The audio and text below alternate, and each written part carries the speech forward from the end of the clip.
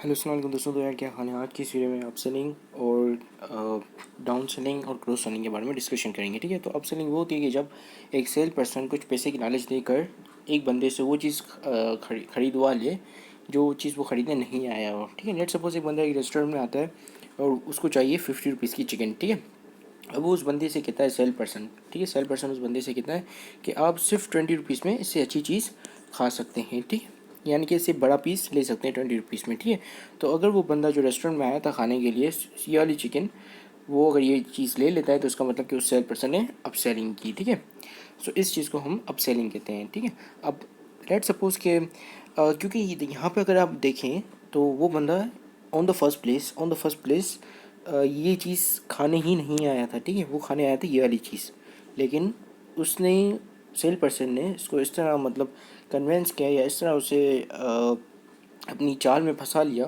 कि अब वो जो है वो ये 70 रुपीज़ स्पेंड करेगा। ठीक है, तो ये अपसेलिंग बेसिकली आपसे एडिशनल चीज़ें जब एक सेल पर्सन ख़रीदने के लिए कहता है, क्योंकि आपको जो है यहाँ पे डिस्काउंट मिल रहा हो, मतलब वो ऐसा कह रहा है कि आपको जो है डिस्काउंट मिलेगा या तो फिर आपको जो अच्छी चीज़ मिलेगी, ऐसे ज़्यादा मिलेगी, क्वांटिटी ज़्यादा होगी, तो उस वक्त आप समझ जाएँ कि ये अपसेलिंग करने की कोशिश हो रही है। ठीक है, सो इस चीज़ को हम अपसेल कहते हैं। अब फिर हम बात करते हैं क्रॉस सेलिंग की। ठीक है, अब क्रॉस सेलिंग का मतलब कि लेट सपोज कि एक बंदा है वो सिर्फ बर्गर खाने के लिए जा रहा है। ठीक है, उसको बर्गर चाहिए, उसको फ्राइज़ और कोल्ड ड्रिंक नहीं चाहिए। ठीक है, लेकिन जब वो बर्गर लेने के लिए जा रहा होता है, मतलब पहुंच जाता है रेस्टोरेंट पे, तो रेस्टोरेंट पे वहाँ पे उसको फ्राइज़ और यहाँ पे कोल्ड ड्रिंक भी नज़र आती है। ठीक है, और वहाँ पे जो रेस्टोरेंट वाला जो है जो उसको बेच रहा है बर्गर, ठीक है, तो वो कहता है कि भाई आप बर्गर के साथ जो है चिप्स और कोल्ड ड्रिंक लेंगे तो आपको ज़्यादा मतलब अच्छा लगेगा, ये एक तरह से कॉम्प्लीमेंट्री गुड्स हो गए। ठीक है, तो जिसकी वजह से वो सोचता है कि हाँ मैं बर्गर के साथ और चिप्स खाऊंगा, थोड़ी कोल्ड ड्रिंक पीऊँगा तो ज़्यादा मज़ा आएगा। ठीक है,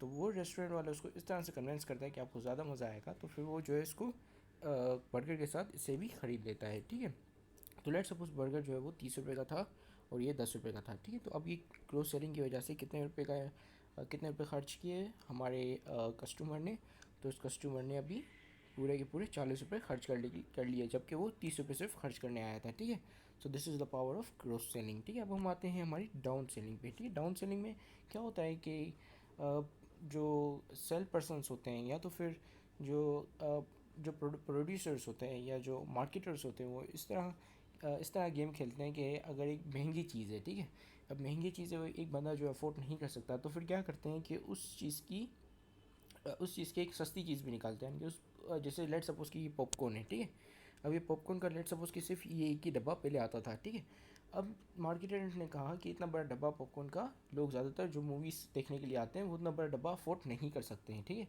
तो उन्होंने क्या किया कि एक छोटा डब्बा भी निकाला। ठीक है, तो ये अप सेलिंग की जो है वो रिवर्सल है, यानी कि अब मतलब समझो उसका उलट है। ठीक है, अपोजिट है अप सेलिंग का।